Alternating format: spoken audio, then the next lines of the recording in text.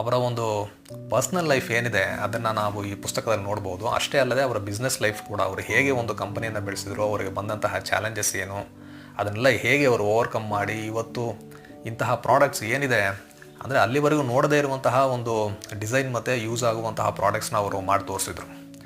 ಅವರಿಗೆ ಈ ಡಿಸೈನ್ನಲ್ಲಿ ಇದ್ದಂತಹ ಆಸಕ್ತಿ ಅಂದರೆ ಒಂದು ಪ್ರಾಡಕ್ಟ್ ಏನಿದೆ ಅದು ಹೊರಗಡೆ ಮಾತ್ರ ಚೆನ್ನಾಗಿದೆ ಸಾಕಾಗೋದಿಲ್ಲ, ಅದರೊಳಗೆ ಇರುವಂತಹ ಈಚ್ ಆ್ಯಂಡ್ ಎವ್ರಿ ಪಾರ್ಟ್ ಎಲ್ಲನೂ ಒಂದು ಹೈ ಕ್ಲಾಸಲ್ಲಿ ಇರಬೇಕು ಅಂತ ಗಮನವನ್ನು ಇಟ್ಟು ಅದನ್ನು ಮಾಡಿದಂತಹ ವ್ಯಕ್ತಿಯವರು. ಇನ್ನು ಅವರ ಪರ್ಸ್ನಲ್ ಲೈಫ್ನ ತೊಗೊಂಡ್ರೆ ನಮಗೆ ಓದಿದಾಗ ತುಂಬ ತುಂಬ ಒಂದು ರೋಮಾಂಚನ ಆಗುತ್ತೆ. ಅಂತಹ ವಿಷಯಗಳೆಲ್ಲ ಅವರ ಲೈಫಲ್ಲಿ ನಡೆದಿದೆ ಅವರಿಗೆ. ಅವರ ತುಂಬ ಸಿಂಪಲ್ ಆದಂತಹ ಒಂದು ಲೈಫ್ ಸ್ಟೈಲ್ನ ಫಾಲೋ ಮಾಡಿದಂಥವ್ರು ಅವರು. ಬೌದ್ಧ ಧರ್ಮದಲ್ಲಿ ಆಸಕ್ತಿಯವರು ಭಾರತಕ್ಕೂ ಕೂಡ ಬಂದಿದ್ದರು.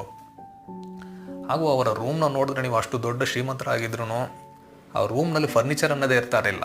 ತುಂಬ ಸಿಂಪಲ್ ಆದಂತಹ ಜೀವನವನ್ನು ನಡೆಸಿದಂತಹ ವ್ಯಕ್ತಿ ಕೊನೆಯಲ್ಲಿ ಕ್ಯಾನ್ಸರ್ಗೆ ತುತ್ತಾಗಿ